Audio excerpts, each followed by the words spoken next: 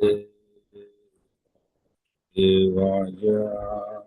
नारायणं नमस्कृत्य नरं चैव नरोत्तमं देवीं सरस्वतीं व्यासं ततो जयमुदीरये.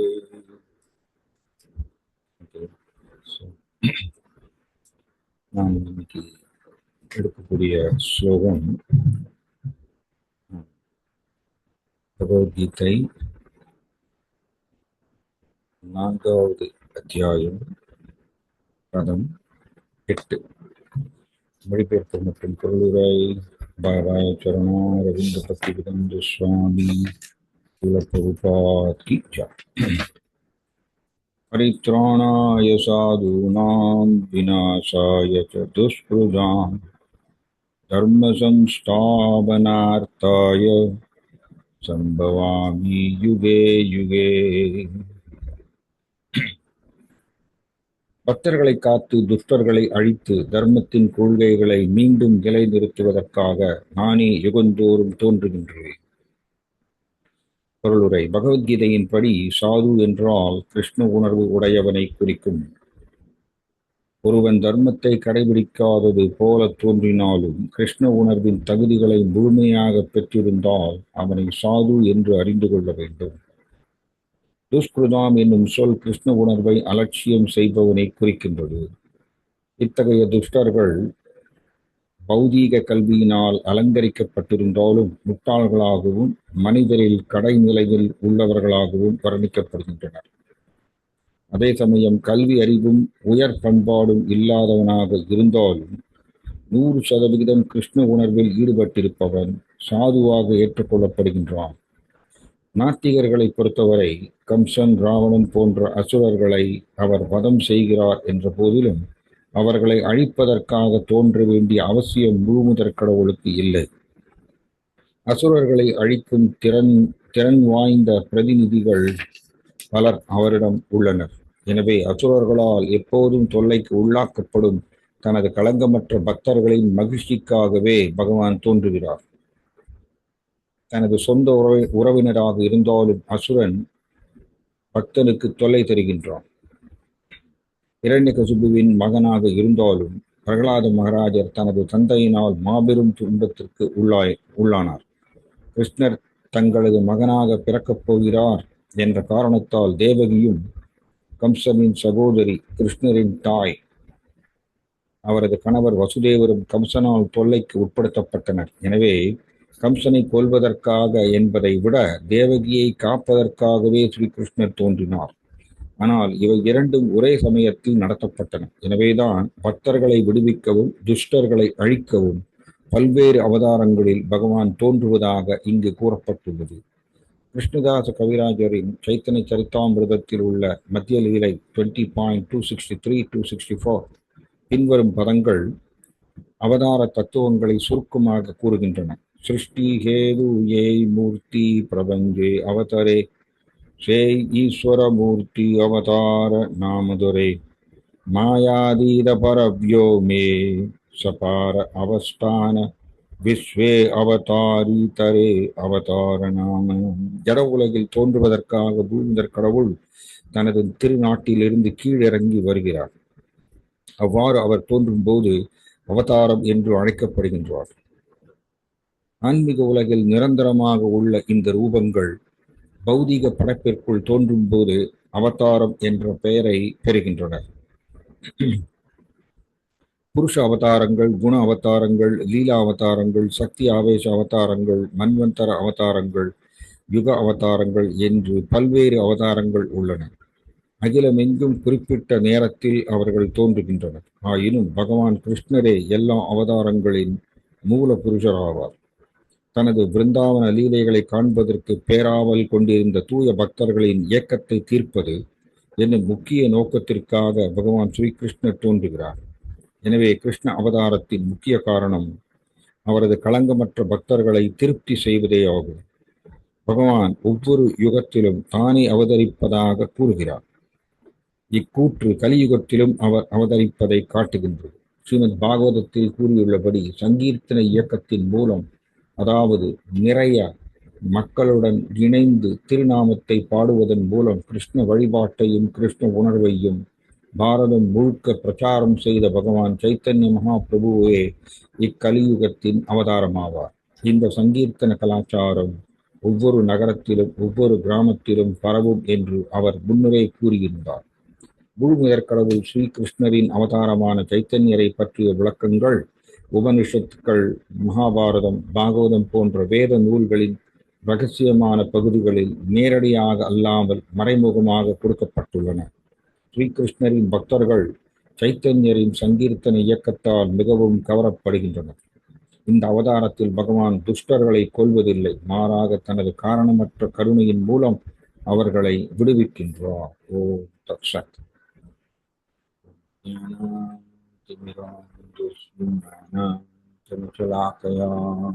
चक्षुरुन्मीलितं येन तस्मै श्रीगुरवे नमः।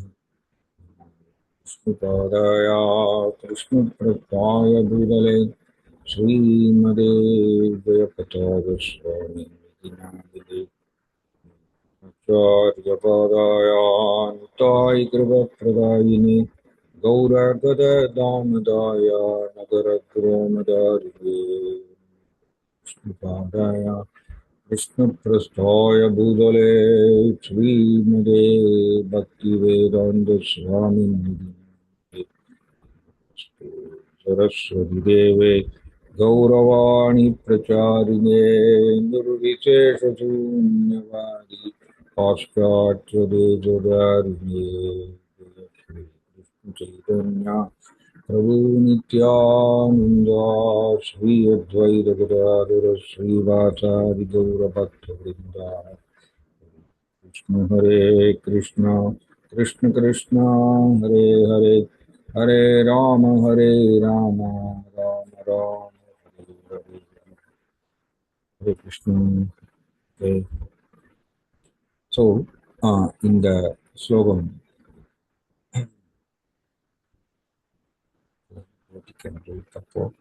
சாரி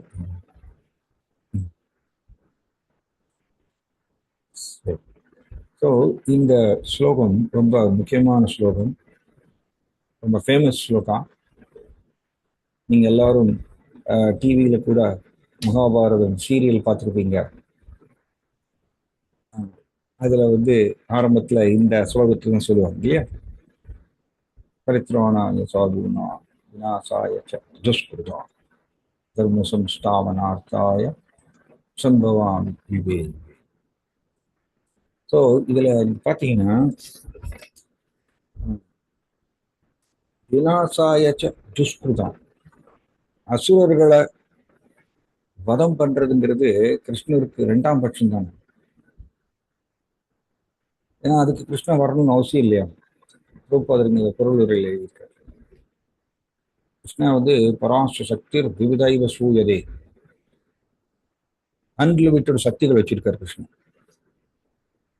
அதனால தன்னுடைய மாயா சக்தியை வச்சே அசுரர்களை வதம் பண்ண முடியும் அவரால். அதுக்கு அவர் கீழே இறங்கி வரணும்னு அவசியம் இல்லை.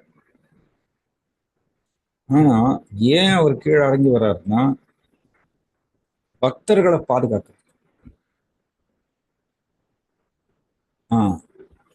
பக்தர்களுக்கு வந்து அசுரர்கள் வந்து தொந்தரவு செய்யறாங்க. பக்தர்கள் வந்து பக்தி பயிற்சிய செய்வதற்கு அசுரர்கள் பெரிய தடை செய்யறாங்க. அதனால பக்தர்களை பாதுகாக்கிறதுக்கோசரம் கீழே இறங்கி வர்றார். அப்ப அந்த சமயத்துல அசுரர்களை வதம் பண்றதுங்கிறது அது தானே நடக்கிறது. ஏன்னா கிருஷ்ணா பக்தர்களை வந்து பக்தர்கள்லாம் அவருக்கு ரொம்ப பிடிக்கும். பக்த வத்சலம், பக்தேப்யோ பக்த வத்சலக, பக்தர்கள்லாம் கிருஷ்ணனுக்கு ரொம்ப பிடிக்கும். நீங்க பிரகலாதர் சின்ன குழந்தை, 5 வயது குழந்தை. சாதாரணமா நீங்க பாருங்க, இந்த உலகத்துல ஒரு 5 வயது குழந்தை சொல்றத யாருமே சீரியஸா எடுத்துக்க மாட்டாங்க இல்லையா. கரெக்டன். ஏன்னா அது 5 வயது குழந்தை, அதுக்கு பெருசா பக்குவம்லாம் இருக்காது, மெச்சூரிட்டி இருக்காது. அதனால 5 வயது குழந்தை சொல்றத ஜஸ்ட் எல்லாம் விளையாட்டுத்தனமா எடுத்துட்டு போயிட்டே இருப்பாங்க. அது சீரியஸா எடுத்து அதை செயல்படுத்த மாட்டாங்க யாரும். நமக்கு இந்த உலகத்துல நமக்கு அந்த மாதிரியா அனுபவம். ஆனா பகவான் கிருஷ்ணன் பாருங்க, 5 வயது குழந்தை பிரகலாதர் கான்ஸ்டன்டா இடைவிடாமல் கிருஷ்ணரை நினைத்துக் கொண்டே இருக்கார். பிரகலாதர் எதற்கு எக்ஸ்பர்ட் அப்படின்னா ஸ்மரணம். கிருஷ்ணரை இடைவிடாமல் நினைத்துக் கொண்டே இருந்தார். எத்தனை சவால்கள், இக்கட்டான சூழ்நிலைகள் வந்தாலும் கூட பிரகலாதர் கிருஷ்ணரை நினைச்சுட்டே இருந்தார். ஸோ பகவான் உதாசீனப்படுத்த மாட்டார் யாரையும். இந்த உலகத்துல தாங்க இந்த ஏற்றத்தாழ்வு இதெல்லாம் உண்டு இல்லையா? நாம் பொய் அகங்காரத்துல சிக்கி இருக்கிறதுனால நமக்கு இந்த ஏற்றத்தாழ்வுலாம் உண்டு. இங்க பிரம்மபூத பிரசன்னாத்மா ந சோச்சதி ந காங்க்ஷதி சமசர்வேஷு பூதேஷு மத் பக்திம் லபதே பரம். பிரம்மபூத நிலை அதை அடைந்த அந்த நிலையை அடைந்த ஆத்மாக்களே சமஸ்வர்வேஷு பூதேஷு, அவர்கள் எல்லோரும் சமமா பார்ப்பாங்க. இங்க பாத்தீங்கன்னா ஸ்ரீபாத் ஆதிசங்கராச்சாரியார் சொல்லுவாங்க, அவர் நடந்து வரும்பொழுது அவரை பின்பற்றுபவர்கள் முன்னாடி சொல்லுவாங்க, முன்னாடி சென்று எல்லாம் விளக்குவாங்களா மக்கள் எல்லாம். அப்போ ஒரு தடவை அவர் நடந்து வரும்பொழுது அவரை பின்பற்றுபவர்கள் பிராமணர்கள் இவங்கெல்லாம் முன்னாடி போய் ஒரு ஒரு ஒரு பறையன் நின்றுருந்தார். ஒரு பறையன், இந்த பறையனை தள்ளிப்போ தள்ளிப்போ தள்ளிப்போ, இங்க ஆச்சாரியர் வர்றார், தள்ளிப்போ அப்படின்னு சொல்லிட்டு பறையனை நீ தீண்டத்தகாதவன், தள்ளிப்போ அப்படின்னு சொல்லிட்டு அவரை விளக்கினாங்களாம். அந்த பறையன் ஆதிசங்கராச்சாரியரை பார்த்து சொன்னாராம், சுவாமி உங்களுக்கு தெரியாதா, ஆத்மாவுக்கு எந்த ஒரு அடையாளமும் கிடையாது, உயர்ந்தவன் தாழ்ந்தவன் இந்த மாதிரி அடையாளம் எல்லாம் ஆத்மாவுக்கு கிடையாது. எல்லோரும் ஆத்மா கிருஷ்ணனுடைய பின்ன பகுதி, கிருஷ்ணனுடைய நித்திய சேவகன். இது உங்களுக்கு தெரியாதா சுவாமி அப்படின்னு சொல்லிட்டு அந்த பறையன் ஆதிசங்கராச்சாரியரை பார்த்து கேட்டாராம். ஆதிசங்கராச்சாரியார் உடனே சாஷ்டாங்கமா அவருக்கு நமஸ்காரம் பண்ணிட்டாராம். இது சொல்லுவாங்க அவருடைய வாழ்க்கையில் நடந்த ஒரு நிகழ்ச்சி. ஏன்னா பிரம்மபூத நிலை அதை அடைந்தாலே அவர் எல்லோரையும் சமமா பார்க்கிறார். சமஸ்வர்வேஷு பூதேஷு, எல்லோரையும் சமமா பார்க்கிறார். அவருக்கு ஏற்றத்தாழ்வு கிடையாது. இவர் பணக்காரர், இவர் ஏழை, இவர் எனக்கு வேண்டியவர், எனக்கு வேண்டாதவர், இவருடைய நண்பர், என்னுடைய எதிரி, இந்த வேறுபாடு பிரம்மபூத நிலையை அடைஞ்சாலே இந்த வேறுபாடு போயிருக்கும், இருக்காதான்.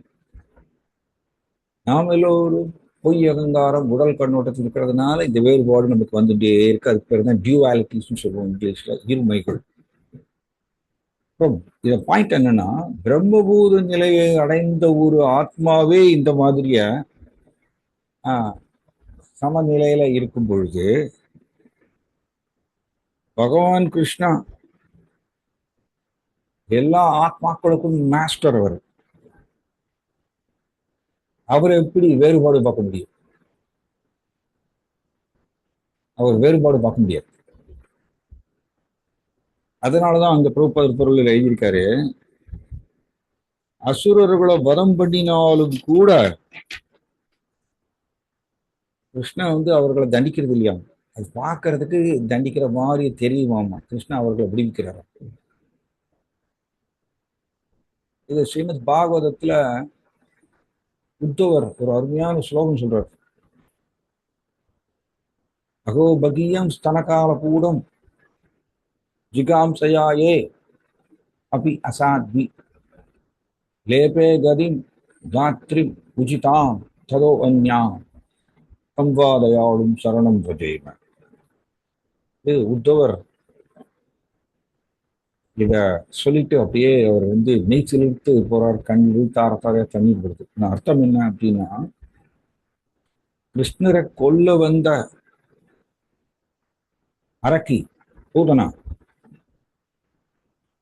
பூதனா ஒரு அழகான பெண் ரூபம் எடுத்து கிருஷ்ணரை கொல்றதுக்கோசரம் பாய்ச்சம் தடவிட்டு வந்தாங்க, விஷம் தடவிட்டு வந்தாங்க. கிருஷ்ணா சின்ன குழந்தை.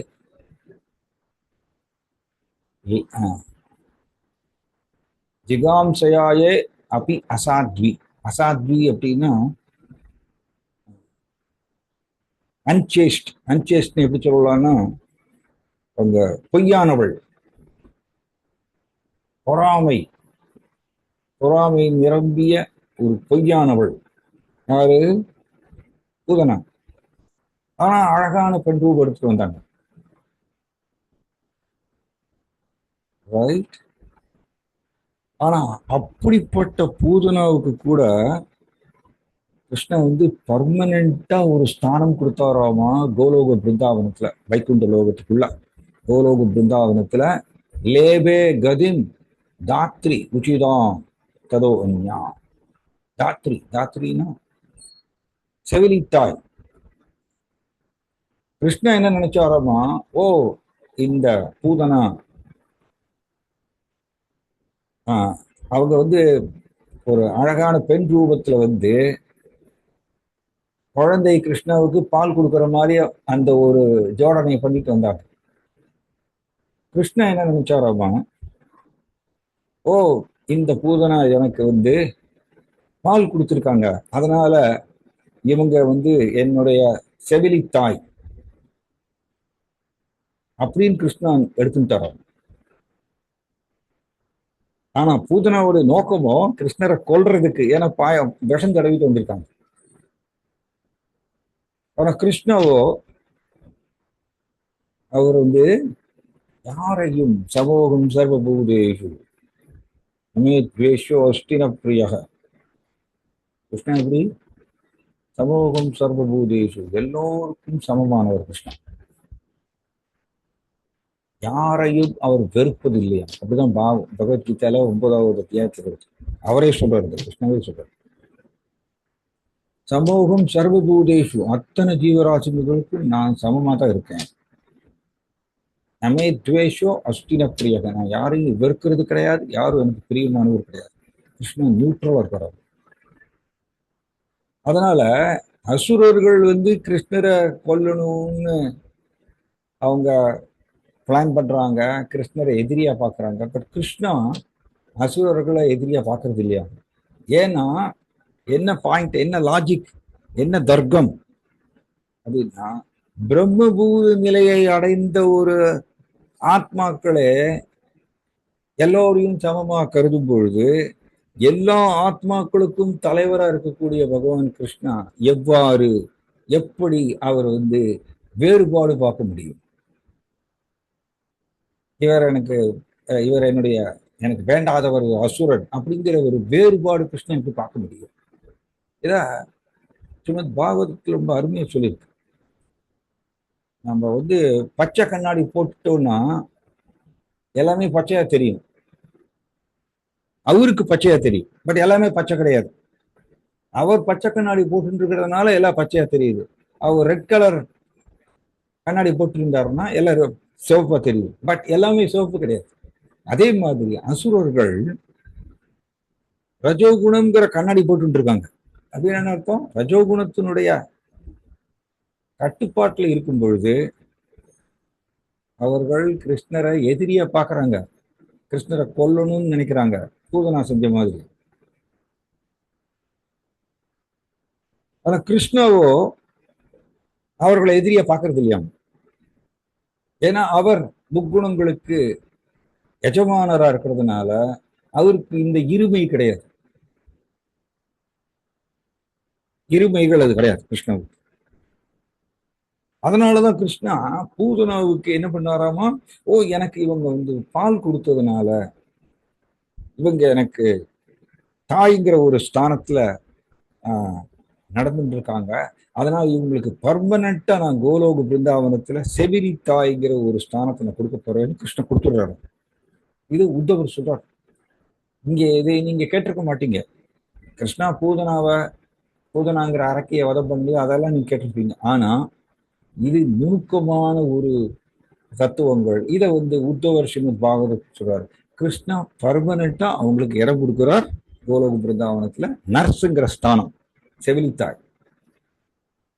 எவ்வளவு கம்பா தயாளும் சரணம் பிரஜேவன் உத்தவர் சொல்றார். கிருஷ்ணரை விட ஒரு தயாளுன்னு கருணை வாய்ந்தவர் யார் இருக்க முடியும் அப்படின்னு அவர் சொல்றார் உத்தவர்.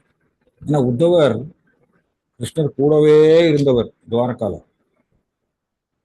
கிருஷ்ணர் கூடவே இருந்தவர். கிருஷ்ணர் மேல அவ்வளவு அன்பு உத்தவருக்கு. அந்த உத்தவர் சொல்றாரு, இவரை விட கிருஷ்ணரை விட ஒரு தயாளு, ஒரு கருணை நிரம்பியவர் யார் இருக்க முடியும்? தன்னை கொல்ல வந்த அரக்கிக்கு கூட பர்மனண்டா செவிலித்தாய்ங்கிற ஸ்தானம் கொடுத்திருக்காரு கோலோக பிருந்தாவனத்துல அப்படின்னு அவர் சொல்றாரு. 3வது காண்டத்துல ஸ்ரீமத் பாகவதத்துல வருது.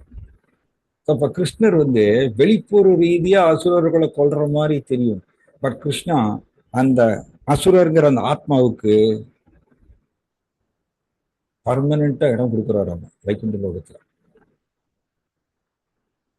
இந்த கம்சனை பாத்தீங்கன்னா, கம்சன் எப்பொழுதுமே கிருஷ்ணரை எதிரியா பார்த்துட்டே இருந்தாராமா. 24 hours கிருஷ்ணரை எதிரியா நினைச்சு நினைச்சு நினைச்சு நினைச்சு திங்க் பண்ணிட்டே இருந்தாராமா. நாம கூட அந்த மாதிரிய சாதகமான முறையில் பக்தர்ங்கிற முறையில் நம்ம கிருஷ்ணரை 24 hours நினைக்க மாட்டோம். கரெக்டுங்களா? கிருஷ்ணரை 24 hours நினைக்க மாட்டோம் பக்தர்ங்கிற முறையில. ஆனா கம்சன் எதிரிங்கிற முறையில் 24 hours கிருஷ்ணரை நினைச்சிட்டே இருந்தார்.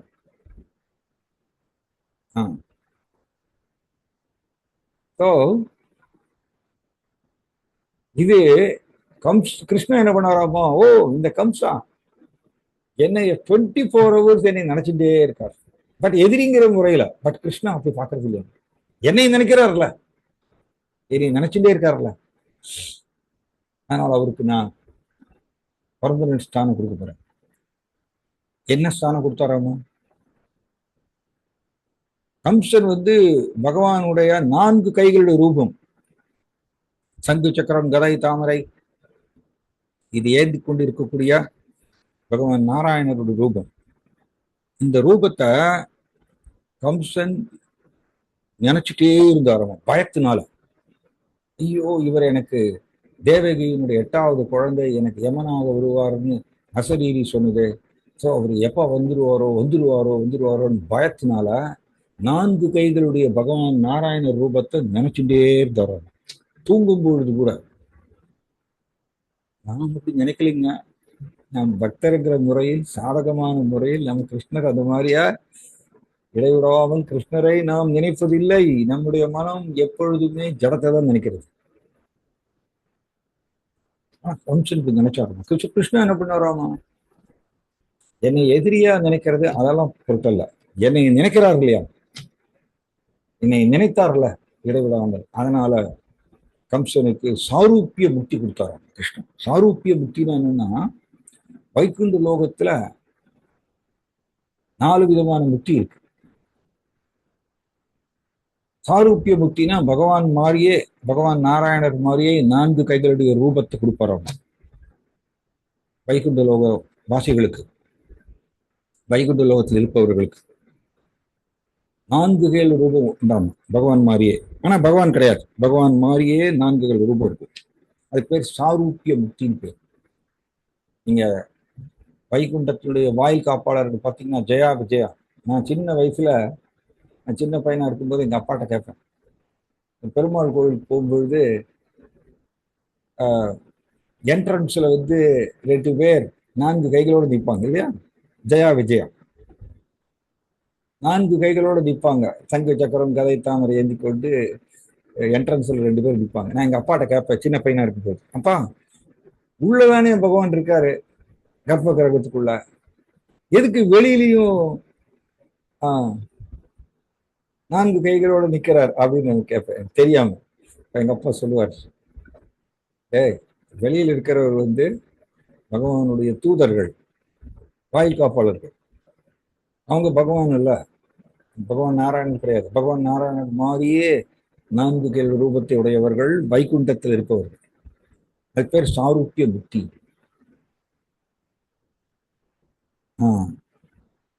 இந்த ரூபத்தை கொடுத்தாராவான் கிருஷ்ணா கம்சனுக்கு.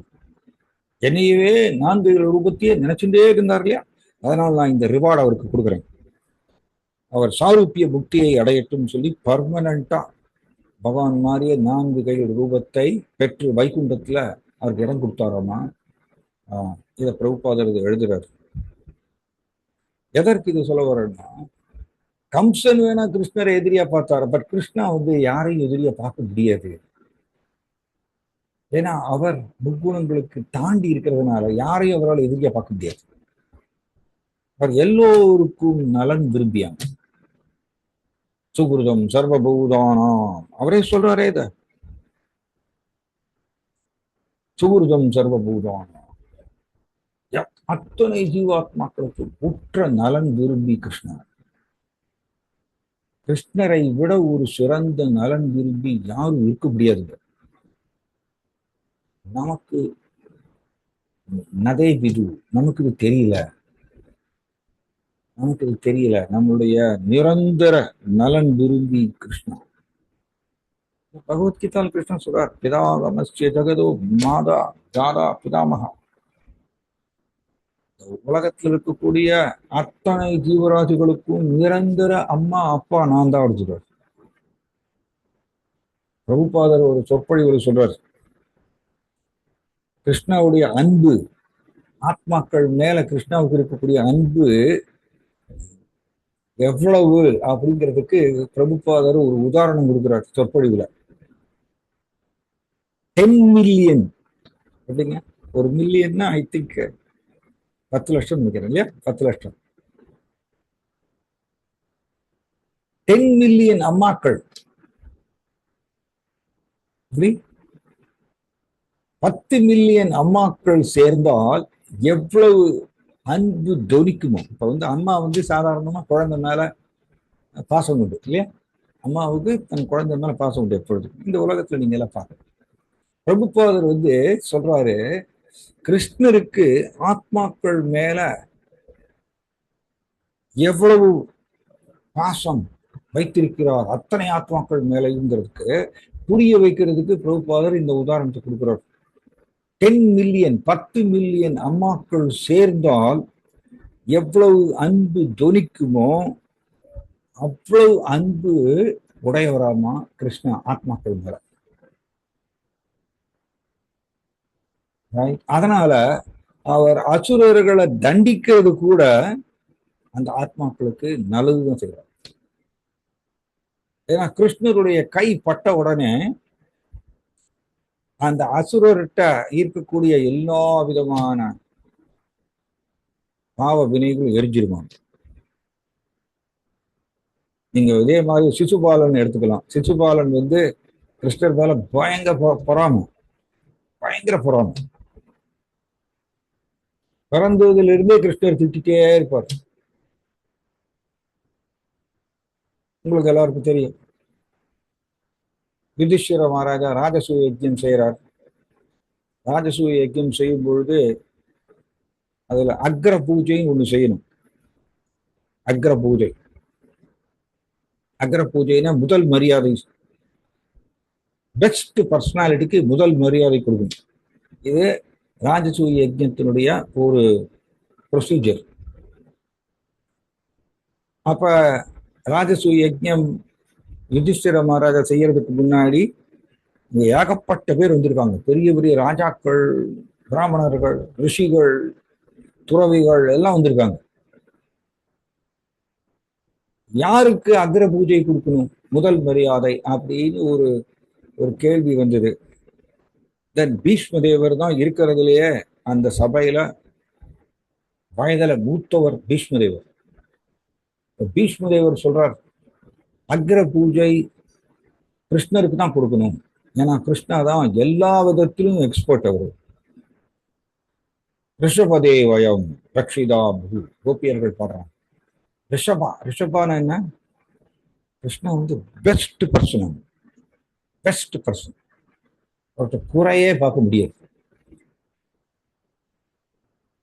குறை நம்ம பார்க்கிறோம் அப்படின்னா நமக்கு இன்னும் பகவான் புரிஞ்சுக்கலன்னு அர்த்தம். அதனால பீஷ்மதேவர் சொல்றார், வயதுல மூத்தவர், இருக்கிறதுலயே அந்த சபையில அவர் தான் சீனியர் மோஸ்ட் பர்சன். பீஷ்மதேவர் சொல்றாரு, அக்ர பூஜையை வாங்கி கொள்ளக்கூடிய முழு தகுதி உடையவர் கிருஷ்ணர் தான். அதனால கிருஷ்ணாவுக்கு அதை முதல் மரியாதை, அந்த பூஜையை அவருக்கு செஞ்சிருவோம். அவர் பெஸ்ட் பர்சன் அப்படின்னு சொல்றாரு. எல்லோரும் ஆமோதிக்கிறாங்க சபையில.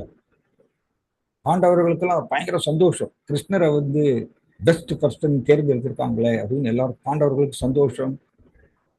துரோணாச்சாரியர் உட்கார்ந்துருக்கார், கிருபாச்சாரியார், எல்லாரும் உட்கார்ந்துருக்காங்க. எல்லாருக்கும் சந்தோஷம். பெரிய பெரிய ருஷிகள் எல்லோருக்கும் சந்தோஷம். கிருஷ்ணா அக்ர பூஜையை வாங்கி கொள்ளக்கூடிய முதல் பர்சனாலிட்டின்னு தேர்ந்தெடுத்திருக்காங்களே, எல்லாருக்கும் சந்தோஷம். ஆனா சிசுபாலனுக்கு பார்த்து பொறுக்க முடியல. சிசுபாலனுக்கு பொறாமை, பிறந்ததிலிருந்தே கிருஷ்ணர் மேல பயங்கர பொறாமை. கிருஷ்ணரை பத்தி கண்டபடி திட்டுறவர் சபையில எல்லாருக்கும் முன்னாடி, இல்லையா? உங்களுக்கு எல்லாருக்கும் தெரியும். சிசுபாலன் கண்டபடி திட்டுறவர் அந்த கிருஷ்ணரை. அவர் வந்து அக்ர பூஜையை வாங்கி கொள்றதுக்கு தகுதி அவருக்கு கிடையாது. அவர் ஒரு ப்ராப்பர் சத்திரியரும் கிடையாது, ஒரு வைஷ்யரும் கிடையாது, எல்லாம் கலந்தவர் அப்படி இப்படின்லாம் விதவிதமா திட்டுறாரு. பீமாவுக்கு கோவம் வருதான். எப்படி சொல்லியிருக்குன்னா, பீமாவுக்கு காதுல இருந்து ஃபயர் வருதான் கோபத்துல. கிருஷ்ணரை வந்து இப்படி திட்டுறாரே சிசுபாலன் அப்படின்னு. பீமா வந்து சிசுபாலனை கொல்றதுக்கு போறாராம. கிருஷ்ணா வந்து தடுத்துடுறாரு. நோ, யாரும் எதுவும் சொல்லக்கூடாது, இது எனக்கும் சிசுபாலனுக்கு உண்டான டீலிங்ஸ், யாரும் இதை எதுவும் பண்ணக்கூடாது அப்படின்னு சொல்லிடுறாரு, தடுத்துடுறாரு கிருஷ்ணா.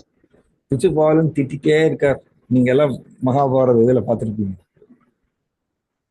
100 தடவை திட்டிடுறார். 100வது தடவைக்கு மேல திட்டும் பொழுது கிருஷ்ணா வந்து சுதர்சன சக்கரத்தை விட்டுறாரு. சுதர்சன சக்கரத்தை விட்டு சிசுபாலன் தலையை கட் பண்றாரு. ஆனா கிருஷ்ணாவுடைய சுதர்சன சக்கரம் சிசுபாலன் கழுத்தை டச் பண்ண உடனே சிசுபாலன் செய்த அத்தனை பகவானை வந்து குறை சொல்றாருல, அந்த பாவ வினை எல்லாம் எரிஞ்சிருச்சோம், தூய்மை அடைஞ்சிட்டாரா சுதர்சன சக்கரம் டச் பண்ண உடனே. தென் அந்த சிசுபாலன் ஆத்மா எல்லோரும் பார்க்கும் பொழுதே, எல்லாருக்கும் முன்னாடி உடம்புலேருந்து வெளியில வருது. இந்த ஆத்மா நேர போய் கிருஷ்ணாவுடைய தெய்வீக ரூபத்துக்குள்ள போயிடுது. இதுல என்ன தெரியறதுன்னா, பகவான் யாருக்குமே கெடுதல் செய்ய முடியாது. அவருக்கு 64 தெய்வீக குணங்களை, கிருஷ்ணனுடைய தெய்வீக குணங்களை 64ஆக லிஸ்ட் கொடுக்குறாங்க ஆச்சாரியர்கள் சாஸ்திரத்துல. அதுல ஒன்று என்ன அப்படின்னா, ஆல் ஆஸ்பிஷியஸ். தமிழ்ல சொல்லணும்னா, அவர் எல்லோருக்கும் மங்களகரமானவர், எல்லோருக்கும் மங்களகரமானவர். அவர் யாருக்கும் கெடுதல் செய்ய முடியாது. அதனால அசுரர்களை வதம் பண்றதுங்கிறது மேலோட்டமா பார்க்கும் பொழுது கிருஷ்ணா அசுரர்களுக்கு பாரபட்சம் காமிக்கிற மாதிரி தெரியும். ஆனால் கிருஷ்ணா அசுரர்களுக்கும் நன்மைதான் செய்கிறார். இது இந்த பக்தியினுடைய நுணுக்கங்களை புரிந்து கொண்டால் நாம் கிருஷ்ணரை போற்றுவோம். இந்த பக்தியினுடைய நுணுக்கங்கள் புரியாம மேலோட்டமா பார்க்கிறவங்க வந்து கிருஷ்ணா வந்து ரொம்ப அநியாயம் செய்யறாரு, அசுரர்களுக்கு வந்து அநீதி இழைக்கிறாரு, அப்படி இப்படி எல்லாம் வந்து பட்டிமன்றம் எல்லாம் பண்ணுவாங்க டிவியில, இல்லையா? கிருஷ்ணா செஞ்சது சரியா தவறா அப்படின்னு. கிருஷ்ணா செஞ்சது சரி தவறுன்னு யாருமே சொல்ல முடியாதுங்க. அவர் மாயாவுடைய எஜமானரா இருக்கும் போது அவர் தவறே செய்ய முடியாது. நம்மளுடைய இம்மெச்சூரிட்டி, நம்மளுடைய பக்குவம் இல்லாத காரணத்தால் நாம் கிருஷ்ணரை சாதாரண ஒரு மனுஷராக கருதி அவருடைய செயலை நாம் விமர்சனம் செய்கிறோம். அது நம்மளுடைய முட்டாள்தனம். நாம் முதல்ல கிருஷ்ணா யாரு? பரம்பாவ மஜானந்தோ மமபூத முகேஸ்வரம் அவஜானந்தி மாம்பூடா மானுஷிம் தருமாசிரம். கிருஷ்ணா இதை சொல்றார் 9வது அத்தியாயத்தில். நான் மனுஷ ரூபத்துல அவதரிக்கும் பொழுது மூடர்கள் என்னை ஏளனம் செய்வார்கள். சாதாரண மனுஷர்னு என்னை நினைச்சு என்னை ஏளனம் செய்வாங்க. பரம்பாவம் அஜானந்தோ, என்னுடைய தெய்வீக இயற்கை. தெய்வீக இயற்கைன்னு என்ன அர்த்தம்? கிருஷ்ணா தெய்வீகமான புருஷர், நம்மள மாதிரி இல்லைங்க. நம்ம எல்லாரும் மாயாவுடைய பிடிக்கு உட்பட்டு இருமைகள்ல சிக்கியிருப்போம், டியூவாலிட்டிஸ். கிருஷ்ணா தெய்வீக புருஷர்னா அவர் எப்பொழுதுமே மாயாவுக்கு எஜமானது தான். ஒரு செகண்ட் கூட மாயாவுக்கு கீழ்ப்படி வரமாட்டார். மாயாவுக்கு கீழ்ப்படிந்து ஒரு செகண்ட் கூட வரமாட்டார். அதுக்கு பேருதான் நிர்குணம் குணபோக்திருச்சா. பகவத்கீதையில இதை படிக்கிறோம். நிர்குணம் குணபோக்திருச்சா, முக்குணங்களை தாண்டியவர் கிருஷ்ணன். அதனால அவர் தவறே செய்ய முடியாது. நமக்கு புரியல அவருடைய செயல். அதற்கு தான் ஆச்சாரியர்களுடைய விளக்கங்களை படிக்கும் பொழுது நம்மளுக்கு புரியும் கிருஷ்ணா ஏன் இப்படி நடந்து கொண்டாருன்னு. ஆச்சாரியர்கள் விளக்கம் எழுதுவாங்க. அதை நம்ம படிக்கும் பொழுது கிருஷ்ணா அப்பொழுக்கற்றவர். இதுதான், இப்படிதான் அர்ஜுனா சொல்றாருங்க. பவித்ரம் பரமம்பவா புருஷம் சொல்றார் 10வது அத்தியாயத்தில் நம்ம படிச்சோம். பவித்திரம் என்ன? கிருஷ்ணா பரிசுத்தமானவர். பரிசுத்தமானவர், துளி கூட அவர்கிட்ட குறை பார்க்க முடியாது. அதனால அவர் இங்க பக்தர்களை பாதுகாக்கிறதுக்கு வரார். அண்ட் கூடவே அசுரர்களை அழிக்கிறார். எதற்கு அசுரர்களை அழிக்கிறார்னா, கிருஷ்ணா அப்பா இல்லையா, அத்தனை ஜீவராசிகளுக்கும் அப்பாங்க. அதனால அவருக்கு ஒரு பெரிய பொறுப்பு இருக்கு. என்ன பெரிய பொறுப்பு? குழந்தைகளாகிய எல்லா ஆத்மாக்களும் தர்மத்தை கடைபிடிக்க வேண்டும். போன வாரம் நம்ம பார்த்தோம், தர்மத்தை கடைபிடிக்கணும். தர்மம் கடைபிடித்தா தான் நாம் பகவானை நோக்கி மெதுவா மெதுவா அன்பு நிலைக்கு உயர முடியும். இந்த தர்மத்தை சீர்குலைக்கிறதுக்கு இந்த அசுரர்கள் டிஸ்டர்ப் படும் பொழுது தர்மத்தை நிலைநாட்டுறதுக்கோசரம் அவர் இங்க அவதரிக்கிறார்.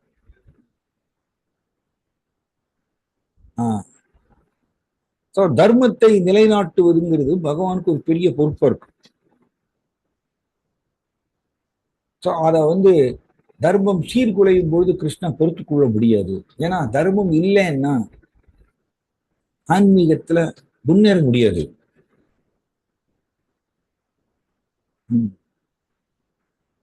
தர்மத்தினுடைய கொள்கைகள் இத டிஸ்டர்ப் பண்றது அசுரருடைய வேலை. அசுரருடைய சுவாவம் என்ன, இயல்பு என்ன? அசுரஸ்தத் விபர்ய அப்படி சொல்லியிருக்கு. அசுரன்னா என்ன அர்த்தம்? கிருஷ்ணருக்கு கீழ்ப்படி மாட்டாங்க. இது ஒரு இன்ட்ரெஸ்டிங். அது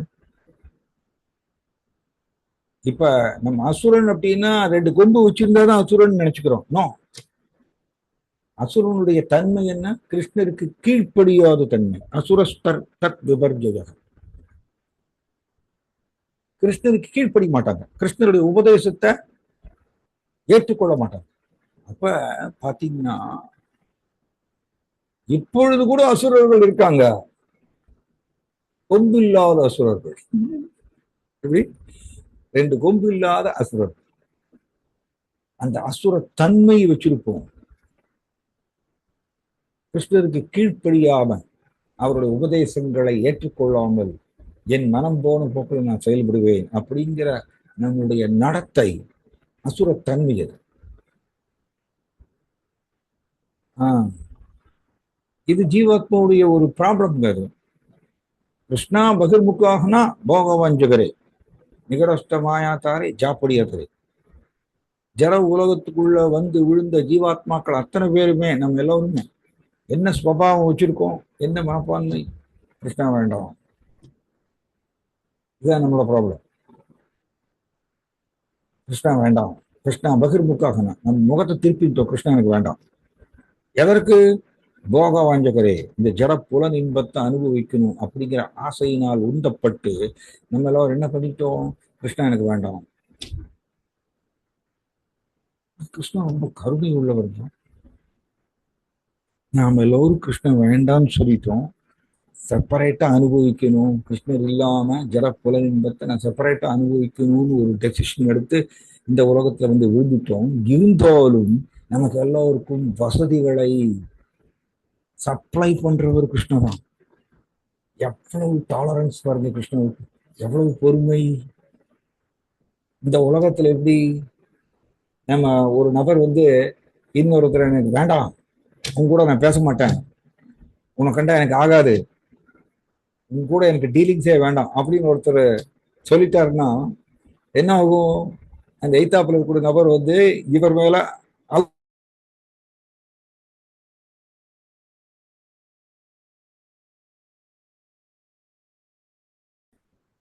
இல்லையா?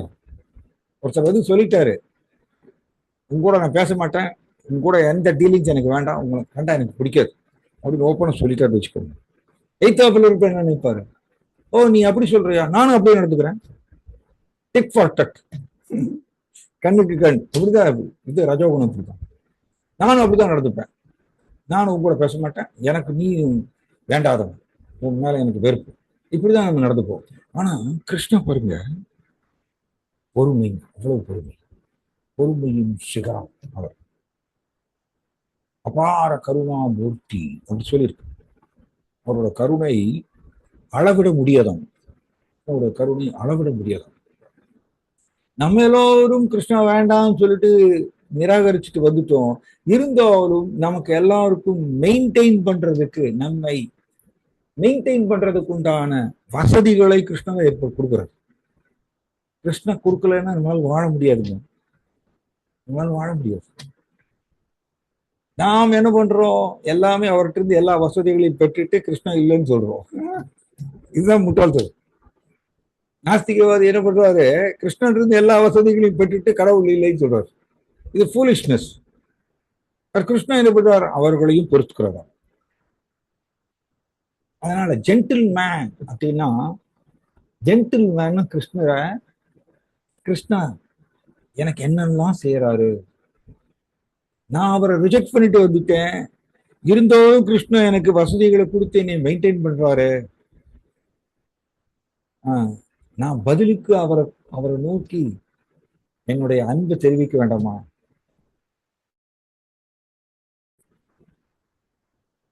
எப்படி சொல்லலாம்னா, அந்த காலத்துல சினிமால ஒரு ஒரு சினிமா வந்தது, எப்படி ஒருதலை காதல் அப்படி, நீங்க எல்லாம் பார்த்துருப்பீங்க இல்லையா? ஒருதலை காதல், நான் சின்ன பையனா இருக்கும் பார்த்தேன். ஒருதலை காதல் கிருஷ்ணா நம்ம அப்படிதாங்க இருக்கு. கிருஷ்ணா நம்ம எல்லோரையும் நேசிக்கிறார். நம்மளை நேசிக்கிறதுனாலதான் எல்லா விதமான வசதிகளையும் கொடுக்குறாரு நமக்கு. சாப்பிட்றதுக்கு சாப்பாடு, குடிக்கிறதுக்கு தண்ணீர், சுவாசிக்கிறதுக்கு காற்று, இருக்கிறதுக்கு நிலம், எல்லாமே கொடுத்துருக்காரு. காரணம், நம்ம மேல இருக்கக்கூடிய காதல், நம்ம மேல இருக்கக்கூடிய அன்பு, அன்புனால கிருஷ்ணன் இதெல்லாம் செய்யறாரு. பதிலுக்கு நம்ம என்ன பண்றோம்? அவரை நம்ம நேசிக்க மாட்டேங்கிறோம், கிருஷ்ணரை நேசிக்க மாட்டேங்கிறோம். அப்ப இது எப்படின்னா, ஒருதலை காதல்ல, ஒன் சைடட் லவ். ஒரு சைடு மட்டும் அன்பு செலுத்துறாரு கிருஷ்ணனா, பதிலுக்கு அன்பு செலுத்துறது இல்லை. அப்ப எவ்வளவு பெயின் இருக்கும் கிருஷ்ணாவுக்கு, இதை புரிஞ்சுக்கணும். ஜென்டில் மேன் இதை புரிஞ்சுப்பார். புரிஞ்சுட்டு கிருஷ்ணாவை நோக்கி பதிலுக்கு நானும் அன்பு செலுத்தணும். அதான் ஆன்மீகம், அது பேர் தான் பக்தி. ஸோ பக்தர்கள் பரித்ராணாய சாது, கொஞ்சம் அட்வான்ஸ்டு கிளாஸ் சொன்னதுனால கொஞ்சம் டீப்பாக தான் நம்ம டிஸ்கஸ் பண்ணுவோம். பாருங்க, சாது அப்படின்னா என்ன? சாது என்றால் கிருஷ்ண உணர்வு உடையவனை குறிக்கும். நம்ம ஹரே கிருஷ்ண ஜபம் பண்ணதுனாலே நம்ம சாது ஆயிட்டோம்னு சொல்ல முடியாது. கிருஷ்ண உணர்வுங்கிறது மிகப்பெரிய வார்த்தை, மிகப்பெரிய வார்த்தை. கிருஷ்ண உணர்வு ஒருத்தருக்கு வந்துருச்சுன்னா அவர் 24 hours கிருஷ்ணனுடைய பிரிவிலேயே ஏங்குவார். அது பிறகு கிருஷ்ண உணர்வு. மிகப்பெரிய வார்த்தைங்க கிருஷ்ண உணர்வு. பிரபுபாதர் எல்லா பொருள் உரையிலையும் கிருஷ்ண உணர்வுங்கிற வார்த்தைய சேர்த்திருக்கார். பட் கிருஷ்ண உணர்வுங்கிறது என்ன அர்த்தம்னா 100% கிருஷ்ணரின் மேல் அன்பு. கிருஷ்ண உணர்வு வந்துருச்சுன்னா இந்த உலகத்துல எதையுமே நம்ம விரும்ப மாட்டோம். அது பிறந்த கிருஷ்ண உணர்வு. நான் கிருஷ்ண உணர்வை பெறுவதற்கு ஒரு பேபி ஸ்டெப் எடுத்திருக்கோம். பேபி ஸ்டெப் தான் நம்ம ஹரே கிருஷ்ணா ஜபம். நம்மளோட ஜபம் எப்படின்னா, நம்ம அடிக்கடி சொல்லுவோம் எப்படின்னா, கொச்சை மொழி. குழந்தை சின்ன குழந்தை கொச்சை மொழியில பேசும். அதை அம்மா அந்த குழந்தை ஒரு 2 வயசுக்கு அப்புறம் கொச்சை மொழியில பேசுன்னு வச்சுக்கோங்க. அம்மாவுக்கு ஒரே கவலையா இருக்கும். என்னடா 2 வயசு ஆயிடுச்சு, குழந்தை பேசவே மாட்டேங்குது. 2 வயசுக்கு அப்புறம் அந்த கொச்சை மொழியில பேசும் பொழுது அம்மாவுக்கு சந்தோஷம் இருக்கும். அட்லீஸ்ட் இப்பயாவது கொச்சை மொழியில பேச ஆரம்பிக்குதேன்னு சொல்லிட்டு அம்மா இந்த குழந்தைய அணைச்சுப்பாங்க இல்லையா? ஏன் கொச்சை மொழியில பேசுறேன்னு சொல்லிட்டு அம்மா அந்த குழந்தைய அடிக்க மாட்டாங்க. அதே மாதிரியா நாமும் கோடிக்கணக்கான ஜென்மம் கிருஷ்ணரை மறந்துட்டு இந்த உலகத்துல ஜடப்புலன் இன்பத்தை பெறணும்னு சொல்லி அப்படியே போயிட்டோம். அட்லீஸ்ட் இந்த ஜென்மத்துல நம்ம ஹரே கிருஷ்ணா ஜபம் பண்ணும் பொழுது நம்மளுடைய ஜபம் எப்படிப்பட்டது? கொச்சை மொழி. அதுதான் புரோக்கன் லாங்குவேஜ் தான். ப்ராப்பர் ஜபா கூட கிடையாது. சரியான ஜபம்ங்கிறது வேறங்க. சரியான ஜபம்ங்கிறது எப்படின்னா, ஸ்ரீ சைத்தன்ய மகாபிரபு பகவான் கிருஷ்ணரே 500 வருஷங்களுக்கு முன்னாடி பக்தர் உருவத்துல தோன்றி சொல்லி கொடுத்தார். நயனம் கலோதுஸ்ருதாரயா வதனம் கத்கதா ருதயா கீரா புலகை விஜிதம் பபுகதா தவநாமா கிரகேன பவிஷ்யதி சொல்லிக்கிறார் 6 அஷ்டகத்துல. உண்மையான ஜபம்னா எப்படின்னா, ஜபம் பண்ணும் பொழுது கண்ணிலிருந்து தார தண்ணீர் வரணுமாம்.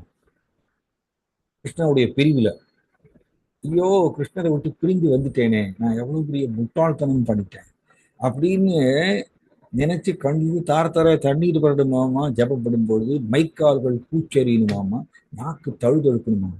இந்த சிம்டம்ஸ், இந்த ஃபீலிங்ஸ் வந்தால்தான் ஆக்சுவல் ஜப்பாது, சரியான ஜபம். அதனால நம்ம இப்ப ஜபம் பண்றதெல்லாம் அப்படி கிடையாது. நம்ம பண்ணும்போது நம்மளுக்கு கண்ணிலிருந்து தார தண்ணீர் வருதா, மைக்கால்கள் பூச்செறியுதா, நாக்கு தழுதழுக்குதா? அதனால நம்ம பண்ற ஜபம் எப்படி தெரியுமா? கொச்சை மொழி ஜபம், புரோக்கன் லாங்குவேஜ், கொச்சை மொழி தான். பட் கிருஷ்ணா அவர் ரொம்ப கருணை உள்ளவர். நம்ம கொச்சை மொழியில பண்ணாலும் கூட அவர் ஏற்றுப்படுறாங்க. So at least to start with அப்படின்னு சொல்லுவோம் இல்லையா, ஆரம்பிக்கிறதுக்கு நம்ம கொச்சை மொழியில ஆரம்பிக்கிறோம். கிருஷ்ண உணர்வு அப்படிங்கிறது இந்த யாருன்னா 24 hours கிருஷ்ணருடைய பிரிவிலேயே வாழக்கூடியவர். கிருஷ்ணரை நினைச்சு நினைச்சு அழுதுட்டே இருப்பாரு. அதான் கிருஷ்ண உணர்வு. அந்த மாதிரி பக்தர்கள் இந்த ஜட உலகத்துல இருக்கும்போது அவர்களை தொந்தரவு பண்றதுக்கு இந்த அசுரர்கள் டிஸ்டர்ப் பண்ணும்போது கிருஷ்ணா என்ன பண்றாராமா, ஓ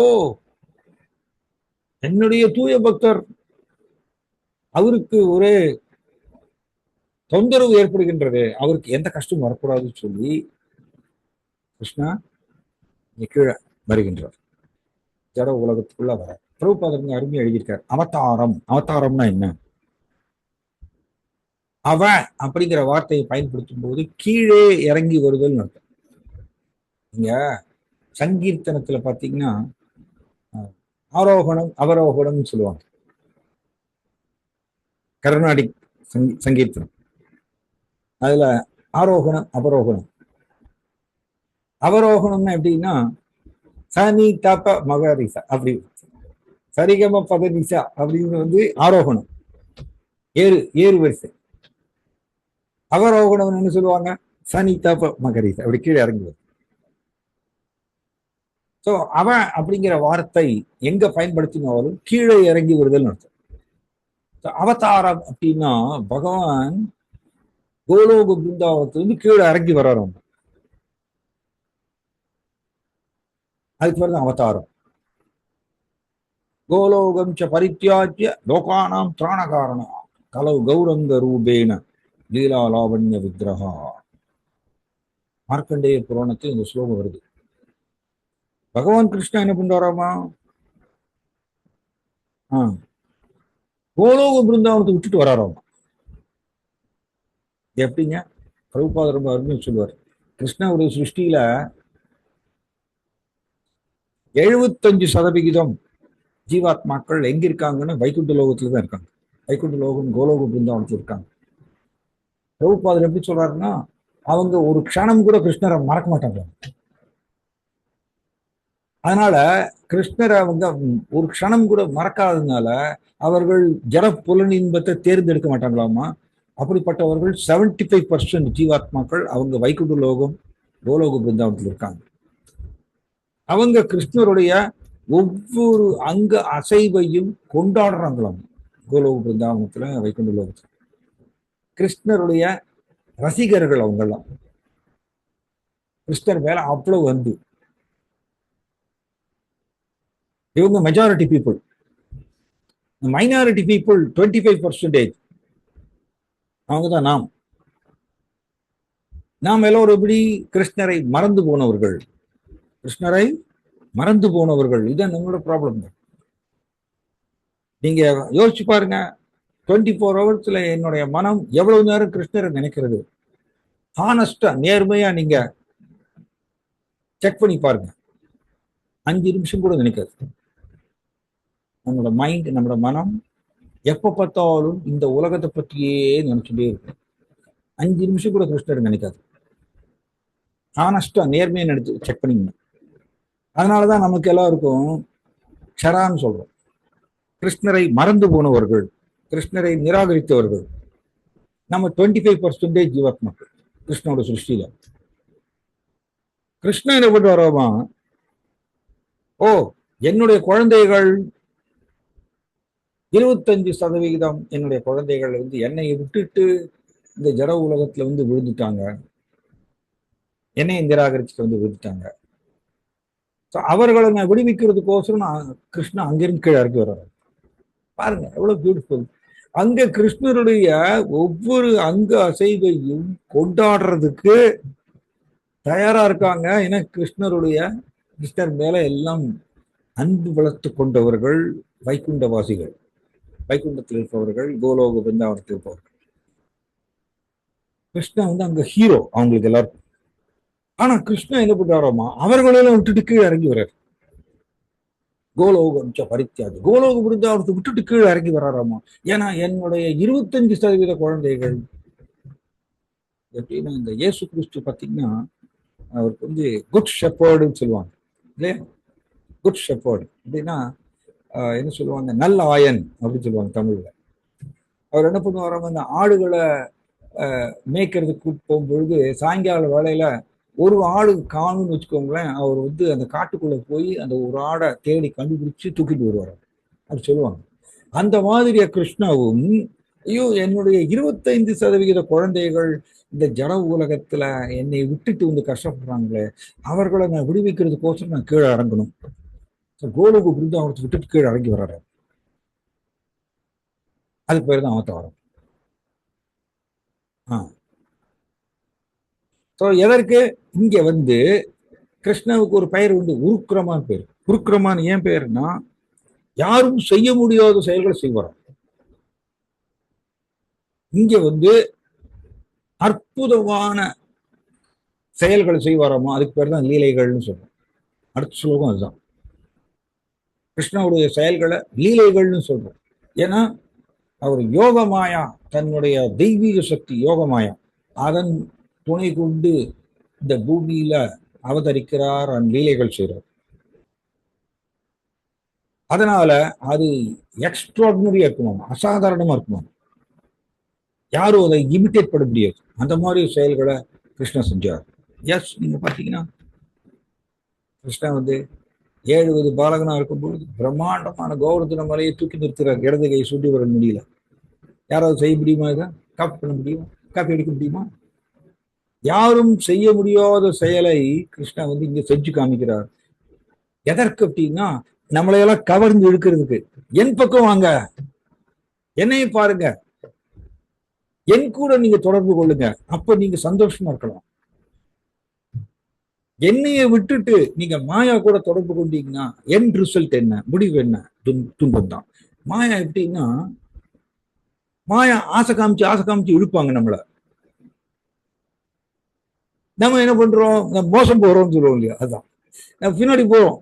மாயா ஆசை காமிச்சு இருக்கும் போது இந்த விட்டில் பூச்சி பார்த்துருக்கீங்க? அந்த விட்டில் பூச்சி ஃபயரை பார்த்துட்டு அந்த இந்த பிரைட்னஸ் இருக்கு இல்லையா, இந்த ஜுவாலை, இந்த வெளிச்சத்தை பார்த்துட்டு அட்ராக்ட் ஆகி வரும்.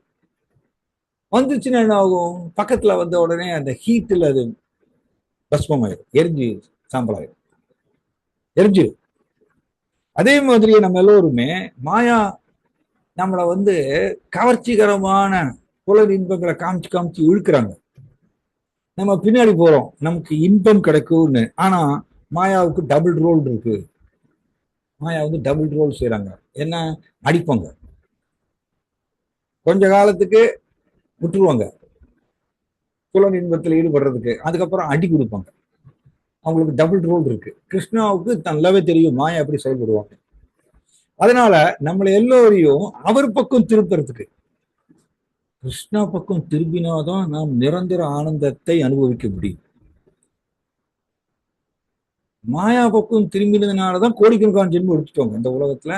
அண்ட் நம்ம சந்தோஷமாவா இருக்கோம், எல்லாருக்கும் தெரியும். இந்த உலகத்துல நிரந்தர ஆனந்தத்தை நம்ம அனுபவிக்கிறோம்? நோ. கான்ஸ்டன்டா பிரச்சனை, துன்பங்கள். கிருஷ்ணன் எதுக்கு சொல்லிட்டார், துக்காலயமசாஸ்வதம், இந்த ஜட உலகம் துக்கங்கள் நிரம்பிய ஒரு இருப்பிடம் அப்படின்னு சொல்லிட்டார். மாயாவை பத்தி நல்லா தெரியும் கிருஷ்ணாவுக்கு. ஆர் மாயாவை பத்தி கரெக்டா புரிந்தவர் கிருஷ்ணர் ஒருத்தர் தான். ஏன்னா மாயாவோட எஜமானர் அவர், அவருக்கு நல்லா தெரியும். அவர் சொல்லிட்டார், என்னோட மாயா துன்பம் கொடுப்பாங்க,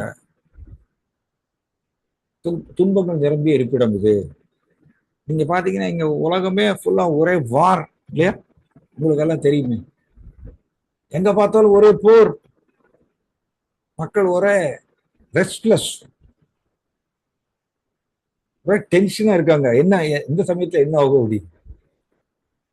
ஏன்னா மாயா அப்படிதான் செய்வாங்க. கிருஷ்ணன் சொல்லிட்டார், ஜட உலகத்துல என்னையை விட்டுட்டு நீ சௌக்கியமா இருக்க முடியாது. இந்த உலகத்துல என் பக்கம் வா, என்னுடைய உலகத்துக்கு வா, அங்க நீ சௌரியமா இருக்கலாம், சந்தோஷமா இருக்கலாம், எந்த துக்கங்களும் கிடையாது. வைகுண்டத்துக்கு பேர் என்ன? விகதேன குந்தம். குந்தம், குந்தம்னா துன்பம். வைகுண்டம் துன்பங்களே இல்லாத உலகமாம் வைகுண்ட உலகம், துன்பங்களே அற்ற உலகம், துளி கூட துன்பம் கிடையாதாங்க. அது என்னுடைய உலகம், நீ அங்க வா, நீ இங்க உட்காந்துட்டு கஷ்டப்படுற அப்படின்னு கிருஷ்ணன் போதிக்கிறார் பகவத்கீதையில. ஆனா நம்ம திரும்ப படிக்கிறோம் கிருஷ்ணன் நோக்கி. ஏன்னா மாயா பயங்கர கவர்ச்சி பிடிச்சு இழுக்கிறாங்க. அதனால கிருஷ்ணன் என்ன பண்றாரு, நம்ம எல்லோரும் கவர்ந்து இழுப்பதற்கோசரம் அவரே கீழே இறங்கி அசாதாரணமான செயல்களை செய்யறாரு. அதான் லீலைகள். அப்பயாவது என்னை நோக்கி திரும்புவாங்களா, என்னை பார்ப்பாங்களா என் குழந்தைகள் அப்படின்னு ஒரு எதிர்பார்ப்புல யுகந்தோறும் அவதரிக்கிறார், ஒவ்வொரு யுகந்தோறும். அப்ப கிருஷ்ணா ஒவ்வொரு டைம் ஒவ்வொரு ரூபம் எடுக்கிறார். அண்ட் பிரபுபாதர் எழுதிட்டார், எல்லா அவதாரங்களுக்கும் மூலம் இங்க நீங்க பிக்சர்ல பாக்குறீங்க, ஷியாம சுந்தர கிருஷ்ணா எப்பொழுதும் 12 வயது இளம் பாலகன் மாதிரி இருப்பார். இவர் தான் மூல ரூபம் ஷியாம சுந்தர கிருஷ்ணா. அத்தனை அவதாரங்களுக்கும் மூல ரூபம் ஏதேச்சாம் சகலாம் பும்சக கிருஷ்ணஸ்து பகவான் ஸ்வயம் இந்திராரி வியாக்குலம் லோகம் ஹிருதயந்தி யுகே யுகே. ஸ்ரீமத் பாகவதத்தில் வருது. ஏகப்பட்ட அவதாரங்கள் இருக்கு. பொருளுரையில் நம்ம படிச்சோம். மன்வந்தர அவதாரங்கள் இருக்கு, ஒவ்வொரு மனு சமயத்தில் அவதாரம் எடுக்கக்கூடியது. தென் யுக அவதாரம் இருக்கு, லீல அவதாரங்கள் இருக்கு, குண அவதாரங்கள் இருக்கு, இது மாதிரி நிறைய அவதாரங்கள் இருக்கு, சக்தி ஆவேச அவதாரம். ஆனா இந்த எல்லா அவதாரங்களுக்கும் மூலம் யாரு அப்படின்னா, சோர்ஸ் யாருன்னா ஷியாம சுந்தர கிருஷ்ணா. எப்பொழுதும் 12 வயது இளம் பாலகன் மாதிரி இருக்கக்கூடிய கிருஷ்ணா. அந்த கிருஷ்ணா ஆக்சுவலி நான் 2 நிமிஷத்துல படிச்சிடுறேன். அந்த கிருஷ்ணா பிரம்மாவுடைய ஒரு நாள்ல ஒரு தரம் உருவாகும். மற்ற நேரங்கள் எல்லாம் அவருடைய அவதாரம் தான் வராங்க. விதவிதமான ரூபங்கள், நரசிம்ம அவதாரம், ராம அவதாரம், வராக அவதாரம், இவங்கெல்லாம் வேற வேற ரூபம் எடுத்து வராங்க. ஆனா அந்த ஒரிஜினல் ஷியாம சுந்தர கிருஷ்ணாவே இந்த பூமியில தோன்றுவாராமா. எப்பொழுது? பிரம்மாவுடைய ஒரு நாள்ல ஒரு தடவை தோன்றுவார். நம்ம ஏற்கனவே 18ஆம் வகுப்புல டிஸ்கஸ் பண்ணியிருக்கோம். பிரம்மாவுடைய ஒரு நாள் காலம் வந்து 43,20,000 இன்ட்டு 2000 இன்ட்டு 100 இன்ட்டு 365. இத்தனை நாட்கள் ஓடினா பிரம்மாவுக்கு ஒரு நாள். Sorry, 43,20,000 into 2000 into 365. இத்தனை நாட்கள் ஓடிச்சுன்னா பிரம்மாவுக்கு ஒரு நாள். அதுக்குள்ள நம்ம எத்தனையோ தடவை பிறந்து பிறந்து இறந்துருவோம். ஸோ இவ்வளவு நீண்ட கால வாழ்க்கையுடைய ஒரு பிரம்மா அவரு 100 வருஷம் வாழறாராமா. அந்த பிரம்மாவுடைய வாழ்க்கை காலத்துல ஒரு நாள்ல ஒரு தடவை வராராமா அந்த ஒரிஜினல் கிருஷ்ணா, ஷியாமசுந்தர கிருஷ்ணா. அந்த ஷியாமசுந்தர கிருஷ்ணா 5000 வருஷத்துக்கு முன்னாடி துவாபர யுகத்துல தோன்றி இருக்காரு. அப்ப ஏறக்குறைய நம்ம எல்லோருமே கண்டெம்பரரிஸ்ன்னு சொல்லுவோம். கண்டெம்பரரிஸ்னா ஒத்த பீரியட், சேம் பீரியட்ல தான் நம்ம இருக்கோம். நீங்க பாருங்க, 43,20,000 இன்ட்டு 2000 இன்ட்டு 365, இது எவ்வளவு நீண்ட காலம் இல்லையா? அதுல ஒரு 5000 வருஷங்கிறது ஒண்ணுமே இல்லை, ஒரு பிராக்ஷன் மாதிரி தான். அப்படிப்பட்ட 5000 வருஷத்துக்கு முன்னாடி இந்த ஒரிஜினல் ஷியாமசுந்தர கிருஷ்ணா இந்த பூமியில தோன்றி இருக்கா அண்ட் லீலைகள் செஞ்சார் இல்லையா பிருந்தாவனத்துல. ஸோ நம்ம எல்லாரும் ஏறக்குறைய சேம் பீரியட் தான். அதனால இந்த வாய்ப்பை நாம் பயன்படுத்திக்கணும். நமக்கோசம் கிருஷ்ணா இங்கே அவதரிக்கிறார். அண்ட் 125 வருடங்கள் லீலைகள் செய்தார் துவாபர யுகத்துல கிருஷ்ணா. அந்த லீலைகளை எல்லாம் நாம் படிக்கணும். கிருஷ்ணாவுடைய அசாதாரணமான இந்த லீலைகளை நாம் படித்து கிருஷ்ணர் மேல கவர்ச்சி வளர்த்துக்கணும். கிருஷ்ணர் மேல கவர்ச்சி வளர்த்துக்கலைன்னா நான் மாயா மேல கவர்ச்சி வளர்த்துப்போம். ஏதோ ஒண்ணு நம்ம கவர்ந்து எடுக்கப்பட்டாகணுங்க. கவர்ச்சி இல்லாம இருக்க முடியாது. ஏதோ ஒரு இடத்துல கவர்ச்சி வளர்த்துக்கணும். கிருஷ்ணர் மேல கவர்ச்சி வளர்த்து கொண்டால் வெரி குட், நமக்கு சாதகமானது, பிறப்பு இறப்பிலிருந்து விடுபடலாம். மாயா மேல கவர்ச்சி வளர்த்து கொண்டோம்னா இந்த உலகத்துல பிறப்படுத்திட்டே இருக்கணும், கஷ்டப்பட்டே இருக்கணும். ஸோ இதுக்குதான் பகவான் நம்ம எல்லோரையும் அவர் நோக்கி திருப்புவதற்கோசரம் ஒவ்வொரு யுகந்தோறும் கிருஷ்ணா அவதரிக்கிறார். ஓகேங்களா? நான் இங்க முடிச்சுக்கிறேன். யாருக்காவது ஏதாவது கேள்வி இருக்குங்களா? சந்தேகம்?